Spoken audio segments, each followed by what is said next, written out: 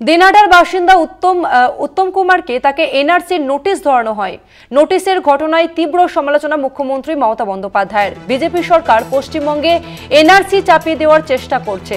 সমস্ত বিরোধী দলের একজোট হয়ে এই চক্রান্ত রোখা দরকার। সাংবিধানিক কাঠামো ধ্বংস করার চেষ্টা হলে চুপ থাকবে না বাংলা। এক্স স্যান্ডেলে পোস্ট মুখ্যমন্ত্রী মমতা বন্দ্যোপাধ্যায়ের। আর আমরা অর্থাৎ কলকাতা টিভি প্রথম দিনহাটার এই খবরটি আপনাদের সামনে তুলে ধরেছিলাম, সম্প্রচার করেছিলাম। আর তারপরই কলকাতা টিভির খবরের জেরে একেবারে তুলকালাম রাজ্য রাজনীতি। মুখ্যমন্ত্রী মমতা বন্দ্যোপাধ্যায় তিনি এই ঘটনা নিয়ে সরব হয়েছেন, এক্স স্যান্ডেলে তিনি পোস্ট করেছেন।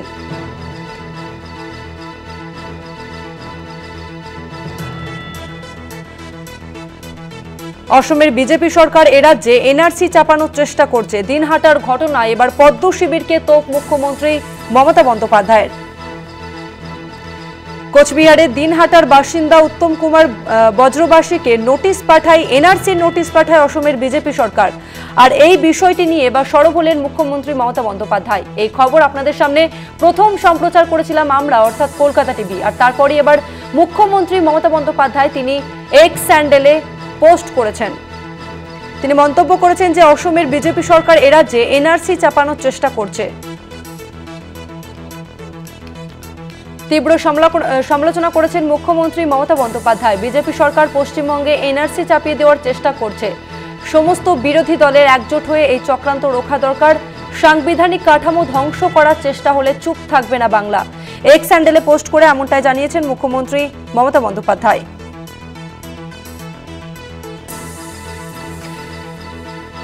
মঙ্গলবার সকালে সমাজ মাধ্যমে একটি পোস্ট করেন মুখ্যমন্ত্রী এবং সেখানেই তিনি লেখেন যে কোচবিহারের দিনহাটার বাসিন্দা উত্তম কুমারের কাছে বৈধ পরিচয়পত্র থাকা সত্ত্বেও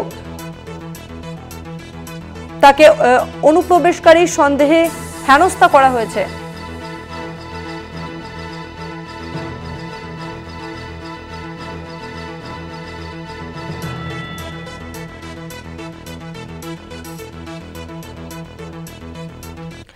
নিউজরুম থেকে আবারও রয়েছেন আমাদের পলিটিক্যাল এডিটর আশিস চট্টোপাধ্যায়। আশিস, তো অসমের বিজেপি সরকার এ রাজ্যে এনআরসি চাপানোর চেষ্টা করছে এমনটাই মন্তব্য করেছেন মুখ্যমন্ত্রী মমতা বন্দ্যোপাধ্যায়।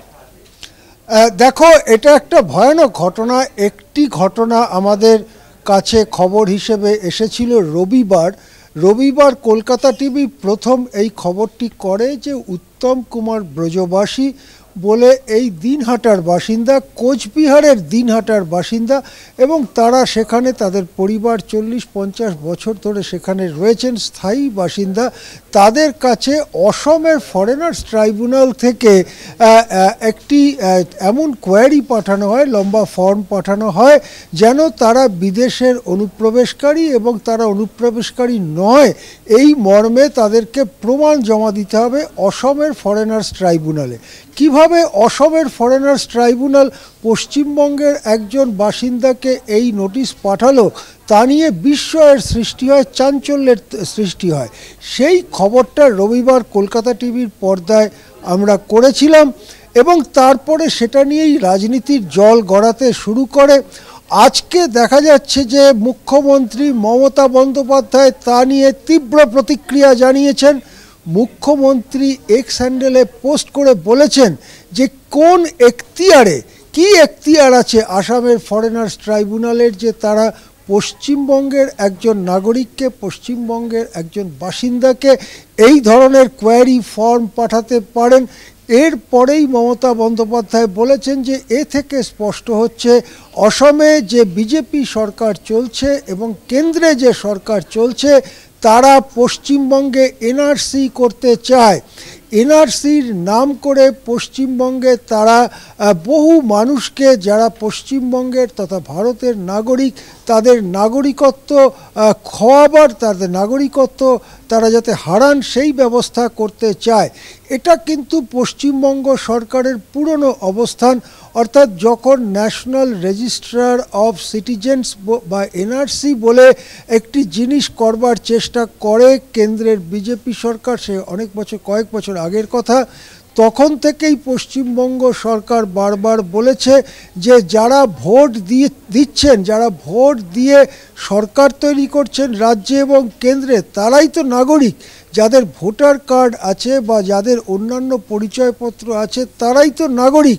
নতুন করে এনআরসি তৈরি করার অর্থ হচ্ছে একটা অংশের ভারতবাসীকে, একটা অংশের ভারতীয় নাগরিককে বেনাগরিক ঘোষণা করা, যেটা অসমে হয়েছে এবং তা নিয়ে দীর্ঘ সমস্যা চলছে অসমে। সুতরাং এনআরসি করার বিরুদ্ধে পশ্চিমবঙ্গ সরকার, এটা অনেক আগের থেকেই মমতা বন্দ্যোপাধ্যায় সরকারের অবস্থান।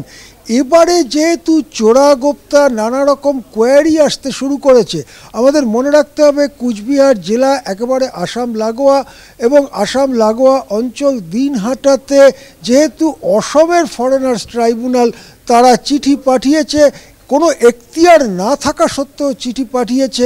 প্রশ্ন উঠছে কার মদতে, কার শক্তিতে, কার প্ররোচনায় তারা পশ্চিমবঙ্গের বাসিন্দা একজন ভারতীয় নাগরিককে এই ধরনের চিঠি বা কোয়ারি পাঠাতে পারেন। এটা এখন আর কেবল ওই উত্তম কুমার ব্রজবাসীর ব্যাপার থাকলো না, এটা এখন হয়ে গেল পশ্চিমবঙ্গের ব্যাপার। কেননা পশ্চিমবঙ্গের একজন বাসিন্দাকেও যদি এভাবে বেনাগরিক করার বা হ্যারাসমেন্ট করার, হয়রানি করবার চেষ্টা যদি করা হয় আসামের ফরেনার্স ট্রাইব্যুনাল থেকে, তাহলে সেটা সম্পূর্ণ এখতিয়ার বহির্ভূত কাজ এবং কেন্দ্র কেন সেই কাজ আটকাচ্ছে না সেই প্রশ্ন উঠছে। তাহলে কি কেন্দ্রের প্রশ্রয় আছে, সেই প্রশ্ন উঠছে। এখন মমতা বন্দ্যোপাধ্যায় এই এক্স হ্যান্ডেলে পোস্ট করবার পরে নিশ্চয়ই হিমন্ত বিশ্ব শর্মা দেখবেন অসমের মুখ্যমন্ত্রী, নিশ্চয়ই কেন্দ্রের স্বরাষ্ট্র মন্ত্রক, এমনকি খোদ স্বরাষ্ট্রমন্ত্রী অমিত শাহ তিনি দেখবেন। তাদের দিক থেকে একটা প্রতিক্রিয়া আশা করছে পশ্চিমবঙ্গ, পশ্চিমবঙ্গ তাদের দিক থেকে প্রতিক্রিয়া আশা করছে যে এটা ভুল হয়েছিল অথবা অন্য কিছু প্রতিক্রিয়া, কিন্তু কোনো প্রতিক্রিয়া থাকবে না। পশ্চিমবঙ্গে একজনের পর একজন অসমের ফরেনার্স ট্রাইব্যুনালের কাছ থেকে প্রশ্নাবলী সহ চিঠি পাবে। এই জিনিস পশ্চিমবঙ্গে যে চলবে না, এই জিনিস পশ্চিমবঙ্গ যে মানবে না, এই জিনিস পশ্চিমবঙ্গ যে সহ্য করবে না, সেইটাই মুখ্যমন্ত্রী মমতা বন্দ্যোপাধ্যায় আজকে স্পষ্ট করে জানিয়ে দিয়েছেন। হ্যাঁ, ধন্যবাদ আশিস দা। দিনহাটার বাসিন্দাকে এনআরসি নোটিশের ঘটনায় তীব্র সমালোচনা করেছেন মুখ্যমন্ত্রী মমতা বন্দ্যোপাধ্যায়। বিজেপি সরকার পশ্চিমবঙ্গে এনআরসি চাপিয়ে দেওয়ার চেষ্টা করছে। সমস্ত বিরোধী দলের একজোট হয়ে এই চক্রান্ত রোখা দরকার। সাংবিধানিক কাঠামো ধ্বংস করার চেষ্টা হলে চুপ থাকবে না বাংলা। এক্স হ্যান্ডেলে পোস্ট মুখ্যমন্ত্রী মমতা বন্দ্যোপাধ্যায়ের। কলকাতা টিভির প্রথম দিনই এই খবরটি সম্প্রচার করে আপনাদের সামনে আমরা এই খবর তুলে ধরেছিলাম। আর আমাদের খবরের জেরেই তুলকালাম রাজ্য রাজনীতি। কলকাতা টিভির খবরের জেরে একেবারে তুলকালাম রাজ্য রাজনীতি। মুখ্যমন্ত্রী মমতা বন্দ্যোপাধ্যায় তিনি সরব হয়েছেন, এক্স হ্যান্ডেলে পোস্ট করেছেন মুখ্যমন্ত্রী।